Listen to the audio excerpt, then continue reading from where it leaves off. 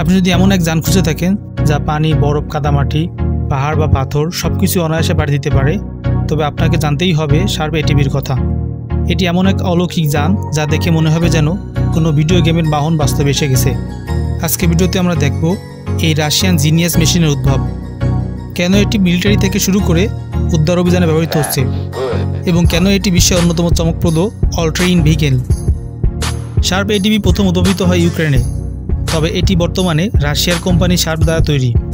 Alexa গেরাগোসিয়া সর্বপ্রথম 2012 সালে এই যানটির প্রোটোটাইপ তৈরি করে।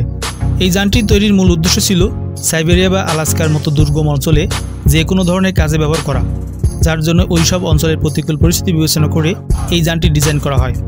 বড় বড় বিশাল আয়তনের 4টি 6 ফিট উচ্চতার টায়ারগুলোই এই যানের বিশেষত্ব।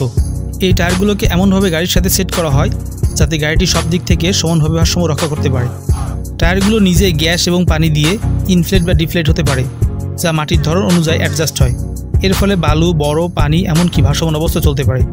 একই সাথে 4 চাকায় ইন্ডিভিজুয়াল কন্ট্রোল সিস্টেম রয়েছে, যার কারণে এই যানটি সব চাকায় সমান শক্তির মাধ্যমে চলতে পারে। গাড়িটি স্থলপথে ঘন্টায় 45 কিলোমিটার এবং পানিতে ঘন্টায় 6 কিলোমিটার বেগে চলতে পারে।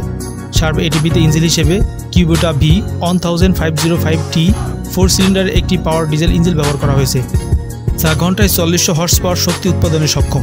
4 চাকার ড্রাইভ ও ডিফারেন্সিয়াল সিস্টেম এঁকে দেয় দানবীয় ক্ষমতা, যার কারণে 1500 কেজি পর্যন্ত ভর নিয়ে যে কোনো স্থান দিয়ে চলতে পারে। শার্প এটিভির বিশাল টায়ারগুলো পানিতে ব্যারেলের মতন কাজ করে। নদী, জলাশয়, জলবদ্ধ এলাকায় কোনো প্রোপেলার বা সাপোর্ট ছাড়াই পানিতে চলতে পারে। সাইবেরিয়া বা আলাস্কার মতন অঞ্চলে যে কোনো কাজে সাধারণত হেলিকপ্টার ব্যবহার করা হয়। এছাড়াও স্প্রিং বোর্ডের মাধ্যমেও গবেষক বা পর্যটক চলাচল করে, তবে এক্ষেত্রে হেলিকপ্টার যে কোনো জায়গাতে ল্যান্ডিং করতে পারে না এবং স্প্রিং বোর্ড শুধু পানিতে চলতে পারে, যার কারণে এই যান দুটি যে কোনো কাজে অনেক বেশি সময় ব্যয় করতে হয় এবং এই যান দুটি অনেক সমস্যার মুখোমুখি হতে হয়। কিন্তু শার্প এটিভির ক্ষেত্রে এমন কোনো সমস্যা নেই। সর্বোচ্চ 6 থেকে 10 জন যাত্রী নিয়ে অনায়াসে যে কোনো স্থানে যেতে পারে। তবে সামরিক উদ্দেশ্যে ব্যবহারকৃত শার্প এটিভিতে সৈনিক সংখ্যা 25 জন পর্যন্ত হতে পারে। যানটির ভিতরে হিসিং সিস্টেম, কম্প্যাক্ট কেবিন ও মালামাল বহনের জন্য বিশেষায়িত স্থান রয়েছে এবং যোগাযোগের ক্ষেত্রে জিপিএস, রেডিও, স্যাটেলাইট ট্র্যাকার ইত্যাদি সুবিধা রয়েছে। সামরিক কাজে ব্যবহার করার জন্য এই যানে আরও এক্সট্রা ফিচার ও ইকুইপমেন্ট সংযোজন করা হয়, যেমন থার্মাল সেন্সার, লেজার গান, মেশিন গান এবং ড্রোন উড়ানোর জন্য বিশেষায়িত কেবিন। যে কোনো মিশন পরিচালনার জন্য যানটিতে সব ধরনের প্রস্তুতি তাৎক্ষণিক নেওয়া যায়। সবথেকে অবাক করার মতো বিষয় হলো, এই যানটির উদ্ভাবক দেশ রাশিয়া হলেও আমেরিকার সামরিক বাহিনী রাশিয়া থেকে এই প্রযুক্তি নিয়ে আলাস্কার সব ধরনের মিশনে ব্যবহার করে, যার কারণে আলাস্কার সফল মিশনের জন্য আমেরিকা রাশিয়ার উপর নির্ভর করে। সামরিক উদ্দেশ্য ছাড়াও রেস্কিউ মিশনেও এই যানটি বেশ কার্যকরী। সাইবেরিয়া বা আলাস্কার মতো দুর্গম অঞ্চলে যেসব অধিবাসী বসবাস করে তাদের যে কোনো প্রাকৃতিক দুর্যোগে শার্প এটিভি একমাত্র ভরসা।